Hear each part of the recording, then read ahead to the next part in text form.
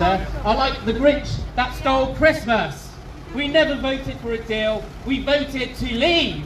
That means no common market, no customs union, and certainly no second referendum.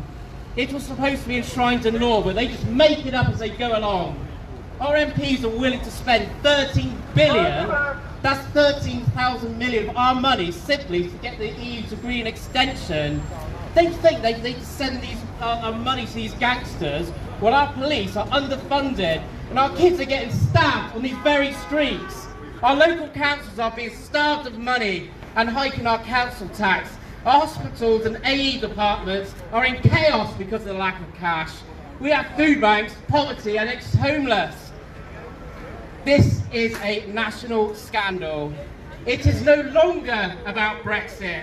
It is our very democracy at stake, and we shall defend it, whatever the cost may be. World War II wasn't fought over money, and this isn't either. It is clear that these self-serving Quislin's careers become, before our lives, our values and our very way of life. If Brexit isn't delivered, then this will set a very dark precedent for the future. Why should people ever bother voting again? This has all the hallmarks of a dictatorship. How dare they take our very democracy and poo all over it? It is clear that those elected to represent us speak only for themselves, because they only care about themselves. They have sat in there for too long to get any good to be done. Depart, I say! Let us have done with you! In the name of God, go!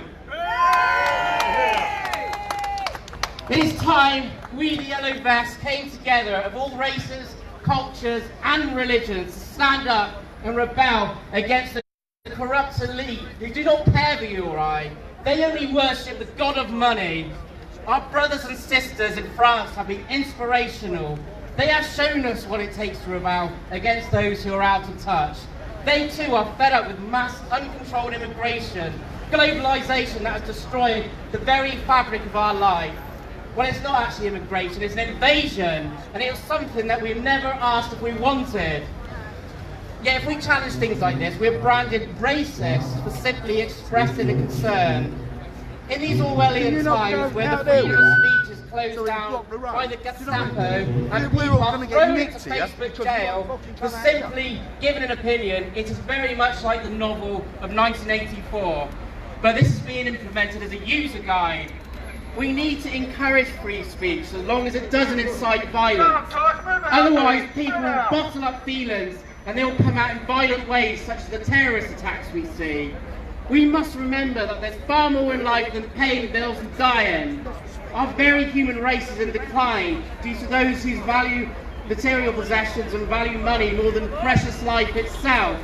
The political correctness we see in society is nothing but an erosion on our British way of life, eroding away our spirit.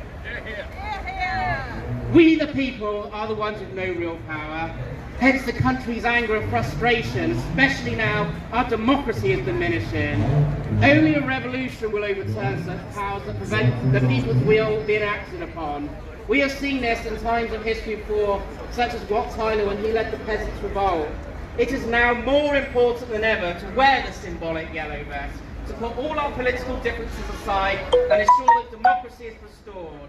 Democracy that good men died fighting for, such as on the beaches of Normandy. We owe it to them to protect our freedom and give us the ultimate sacrifice.